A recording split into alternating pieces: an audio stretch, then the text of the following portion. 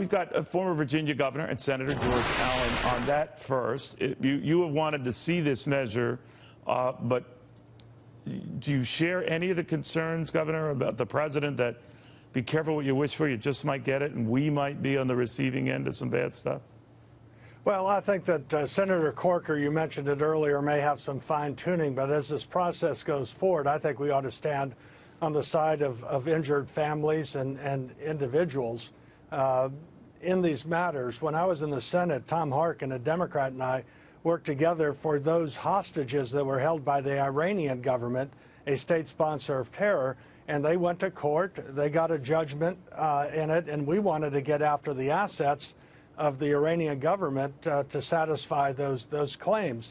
And the administration, and maybe this is institutional with the State Department, fought us on it. And so I was watching when they were giving money, cash to Iran, which is a state sponsor of terror, and I was thinking, what about the victims who were held or either killed or harmed by that state sponsor? This should be, this matter as it goes forward, should look out for the victims. We ought to look out after our interests. There'll be a court decision made in these, and I think that it all can be fine-tuned. But as it gets done, I think as a matter of strength, this veto should be overridden by the Senate and the House, and then from that position, make any changes.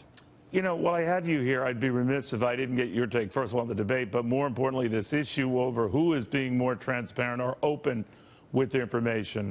Hillary Clinton went after Donald Trump for his reluctance to release tax returns. He then went after her on her secretiveness around emails. You know the drill.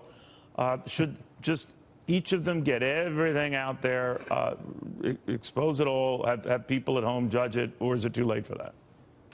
Oh, I think there's a distinction. Hillary's emails have all been deleted. There's a distinction in that she was a government official and made vulnerable decisions as well as classified information. Donald Trump's a private citizen. And I think what people want to see laid out is what are their ideas on how are these two candidates' views going to affect their tax returns. People talk about Made in America. Well, you know, people want to see who's going to rethink and review some of this red tape that is overburdening our country.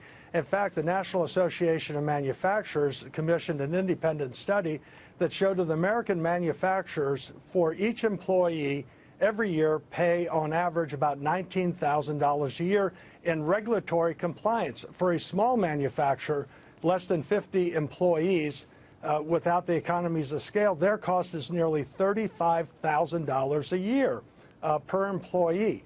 And, you know, a manufacturer in America wakes up every day 20% behind their international competitors. And the reason is, and that's not even taken into account labor costs, it's the cost of taxes and regulations. And we need to be, Americans want to see our country more competitive. They want to see who has the ideas, the policies that allow them to succeed in life and provide for their families. That's what they want to see laid out rather than all this gotcha stuff. You know, there's a lot of that gotcha stuff around. All right, Governor, thank you very much. Very good seeing you again.